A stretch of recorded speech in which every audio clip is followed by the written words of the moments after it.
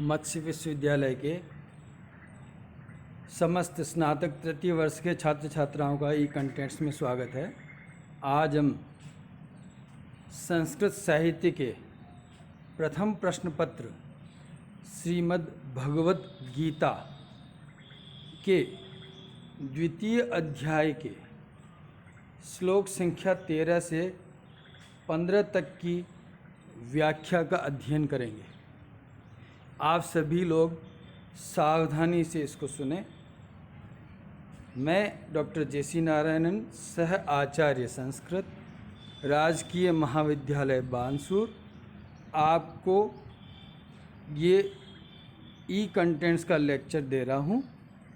आप सावधानी से इसे सुने और अभ्यास करें, क्योंकि अभ्यास करने से आपको ये सारी बातें हृदयंगम हो जाएगी और आप व्याख्या करने में समर्थ होंगे।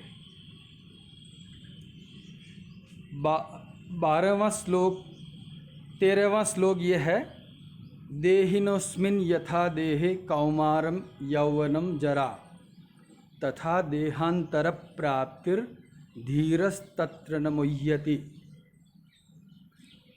एक बार पुनः ये श्लोक बोल रहा हूँ। देहिनोस्मिन् यथा देहे कौमारम यौवनम जरा तथा देहांतर प्राप्तिर धीरस्तत्र न मुह्यति। ये 13वां श्लोक है, इम्पोर्टेंट परीक्षा की दृष्टि से। इसमें पदच्छेद इस प्रकार से होगा,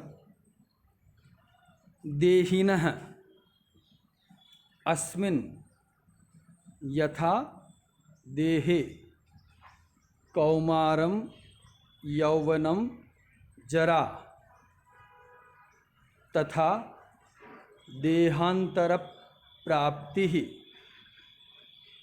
धीरः तत्र न मुह्यति। पुनः पदच्छेद इस प्रकार है, देहिनः अस्मिन् यथा देहे कौमारम यौवनम जरा तथा देहांतर प्राप्ति धीरः तत्र न मुह्यति। इसमें कुल 13 पद है। 13 पदों में मैंने स्वरांक संख्यांकन किया है। छात्र इसके आधार पर अन्वय का अभ्यास करेंगे। अन्वय इस तरह से होगा, यथा अस्मिन् देहे कौमारम यौवनम जरा तथा देहिन देहांतर प्राप्ति धीरः तत्र न मुह्यति।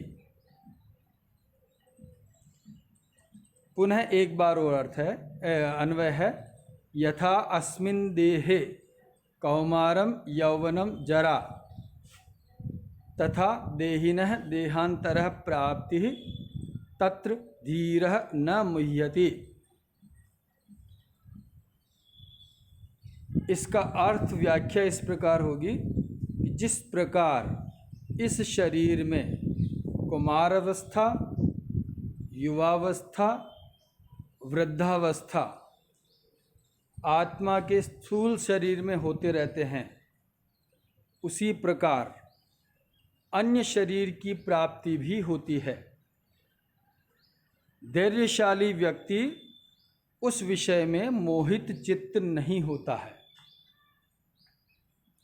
पुनः एक बार अर्थ है, जिस प्रकार इस शरीर में कुमारावस्था, युवावस्था, वृद्धावस्था आत्मा के स्थूल शरीर में होते रहते हैं, उसी प्रकार अन्य शरीर की प्राप्ति भी होती है। धैर्यशाली व्यक्ति इस विषय में, यानी मृत्यु और जीवन के विषय में मोहित चित्त नहीं होता है। अभिप्राय है कि श्री कृष्ण का अर्जुन के प्रति उपदेश है कि जिस प्रकार अमर आत्मा की इस भौतिक शरीर में कुमार अवस्था, युवावस्था तथा वृद्धावस्था आती है, उसी प्रकार आत्मा की मृत्यु के पश्चात दूसरे शरीर की प्राप्ति भी होती है। अतः आत्मा के जन्म, मृत्यु व अन्य शरीर की प्राप्ति अनवरत होती रहती है। यह स्वाभाविक प्रक्रिया है। धैर्यशाली विद्वान इस विषय में मोहित चित्त या दिग्भ्रमित नहीं होता है। पुनः एक बार और व्याख्या। अभिप्राय है कि श्री कृष्ण अर्जुन को उपदेश दे रहे हैं कि जिस प्रकार आत्मा के इस शरीर में तीन अवस्थाएं तो दिखती है, कुमार अवस्था, युवावस्था और वृद्धावस्था आती रहती है, उसी तरह से मृत्यु भी आती, और मृत्यु के बाद पुनः नए शरीर की प्राप्ति आत्मा को होती है। तो ये एक स्वाभाविक प्रक्रिया है। ये प्रक्रियाएं इस शरीर में चलती रहती है, आत्मा के शरीर में, कि वह दूसरे शरीर को भी प्राप्त करेगा, ये निश्चित है। ये कभी समाप्त होने वाली प्रक्रियाएं नहीं हैं। इसलिए धैर्यशाली व्यक्ति इस आत्मा के जन्म और मृत्यु के विषय में कभी भी विषादग्रस्त नहीं होता, मोहित नहीं, चित्त नहीं होता है, संशयग्रस्त नहीं होता है, क्योंकि ये चीज़ें तो स्वाभाविक है, और स्वाभाविक है तो वह तो निरंतर आएगी। अगर ये नहीं ऐसे मरेंगे तो वृद्धावस्था के कारण मरेंगे, इंद्रिय शिथिल होने के कारण मरेंगे, बाणों से मरेंगे, रोग से मरेंगे, किसी न किसी प्रक्रिया से उनकी मृत्यु आएगी, तभी दूसरे शरीर की प्राप्ति होगी। इसलिए धैर्यशाली व्यक्ति को इस विषय में मोहित चित्त या संशयग्रस्त नहीं होना चाहिए। अब इसमें टिप्पणियाँ दे सकते। देहिनः, देह धन इनि प्रत्यय प्लस षष्ठी एक वचन। देह धन इनि प्लस षष्ठी एक वचन। कौमारम, कुमार धन अण इजिकल टू कौमारम। 8 वर्ष देशीय कुमार। कुमार अवस्था कहाँ तक होती है? 8 वर्ष तक की। और यौवनम, युवन धन अण प्रत्यय। आगे दिया देहांतर प्राप्ति ही, देहांतरस्य प्राप्ति ही, षष्ठी तत्पुरुष समास। मुह्यति में मुह धातु, लट लकार प्रथम पुरुष एक वचन। इसमें छंद वही अनुष्टुप छंद है। अब 14वां श्लोक जो कि मोस्ट इम्पोर्टेंट है एग्जाम की दृष्टि से। मात्रा स्पर्शास्तु कौन्तेय शीतोष्ण सुख दुखदाः आगमापायिनो अनित्यांस्तांस तितिक्षस्व भारत। दोबारा श्लोक बोल रहा हूँ। 14वां श्लोक है। मात्रा स्पर्शास्तु कौन्तेय शीतोष्ण सुख दुखदाः आगमापायिनो अनित्यांस्तांस तितिक्षस्व भारत। इसका पदच्छेद इस प्रकार से होगा। मात्रा स्पर्शाः तु कौन्तेय शीतोष्ण सुख दुखदाः आगमापायिनः अनित्याः तान तितिक्षस्व भारत। पुनः एक बार पदच्छेद है।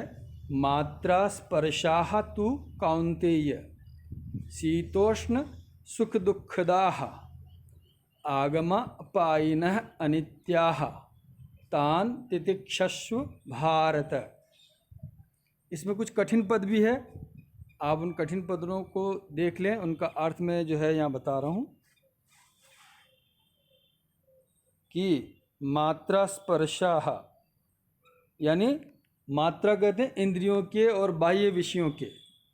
इंद्रिय और उनके बाह्य विषयों के जो संयोग है उनको कहा गया मात्रा स्पर्शाः। यानी इंद्रियां, ज्ञानेंद्रियां और पंचकर्मेंद्रियां बार बार अपने विषयों की ओर दौड़ती है, इसलिए उस विषयों की ओर दौड़ने को कहा गया मात्रा स्पर्शाः। दूसरा विशेषण दिया आगमापायिन है, ये आने जाने वाले हैं, यानी सांसारिक जो सुख और दुख है वो आने जाने वाले हैं, आते हैं जाते हैं, जाते हैं आते हैं। इसमें कुल पद 9 है और इसका अन्वय इस प्रकार से होगा। हे कौन्तेय है मात्रा स्पर्शाः तु शीतोष्ण सुख दुखदाः आगमापायिनः अनित्यान् भारत तान तितिक्षस्व। पुनः एक बार अन्वय। हे कौन्तेय मात्रा स्पर्शाः तु शीतोष्ण सुख दुःखदाः आगमापायिनः अनित्याः भारत तान तितिक्षस्व। हे कुंती पुत्र अर्जुन, कौन्तेय हे कुंती पुत्र अर्जुन,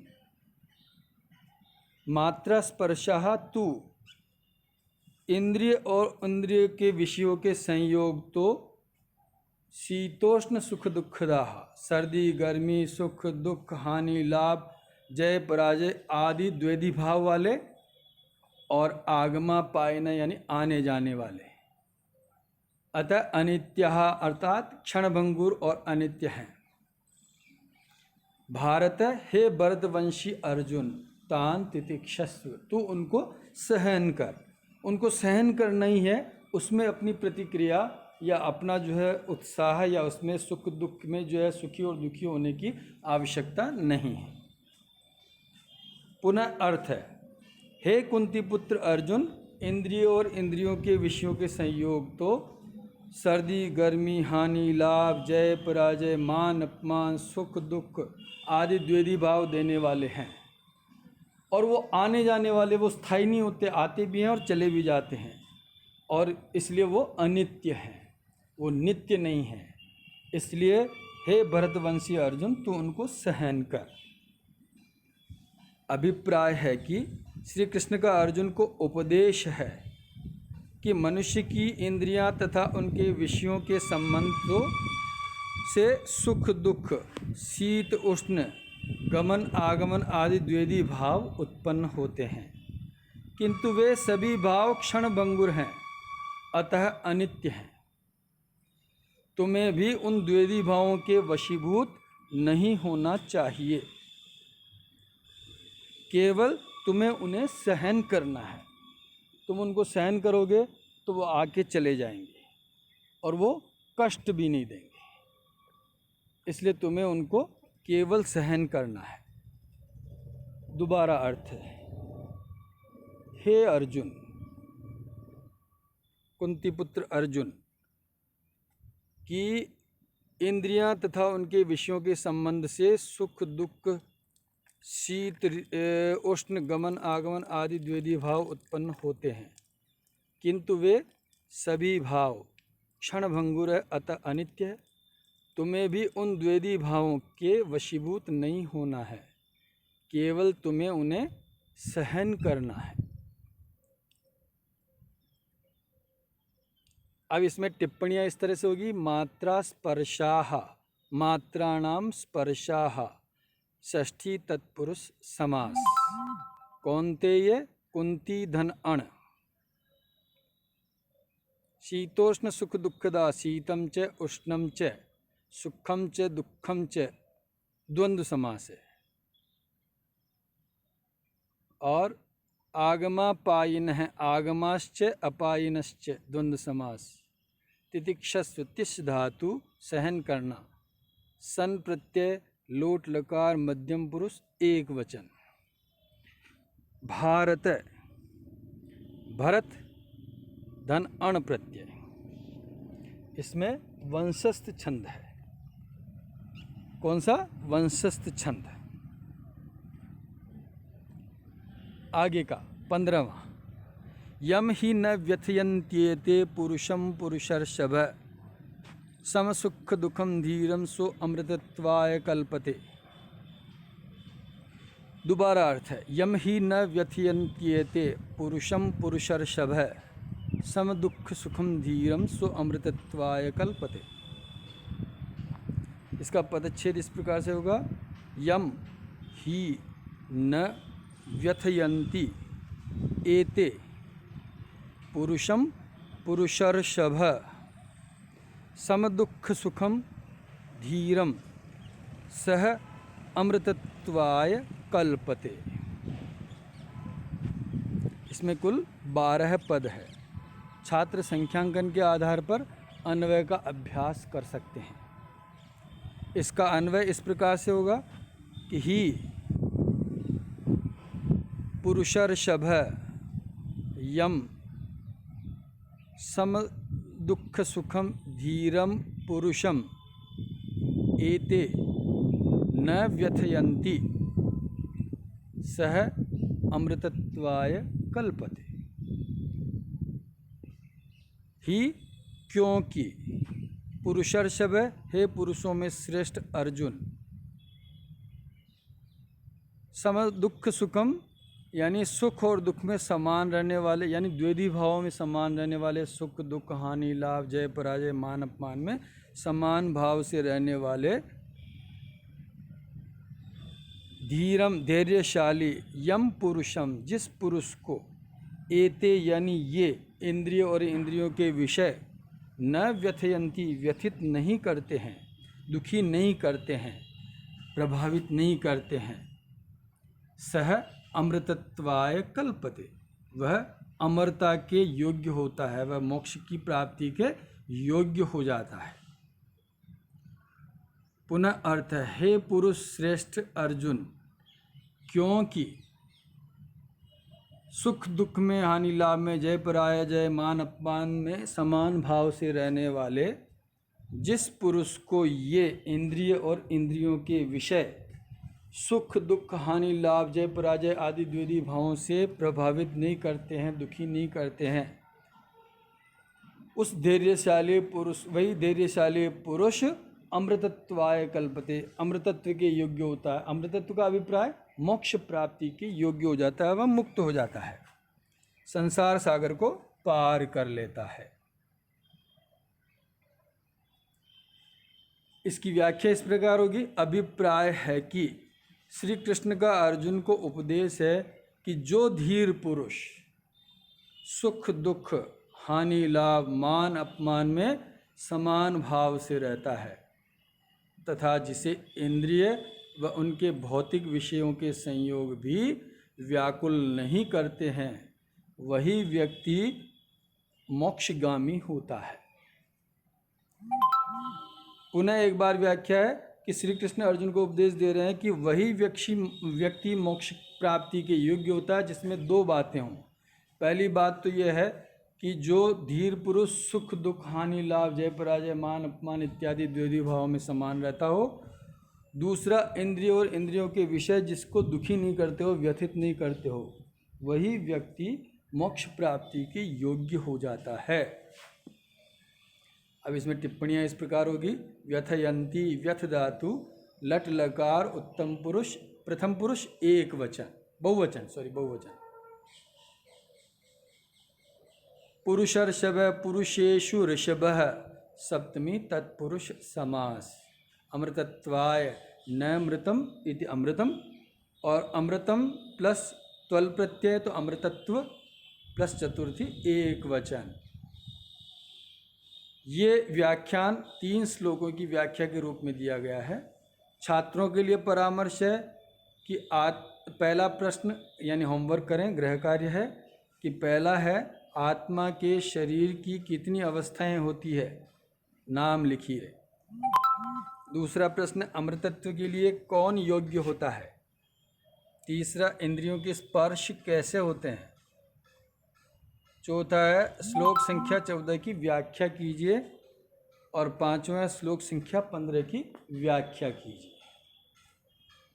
आशा है ये व्याख्यान आपको समझ में आया होगा और आप इसमें मंथन करेंगे, अभ्यास करेंगे ताकि ये हृदयंगम हो जाए और एग्ज़ाम में अगर ये आते हैं तो आप अच्छी तरह से उनको लिखने की प्रक्रिया कर सकें। धन्यवाद।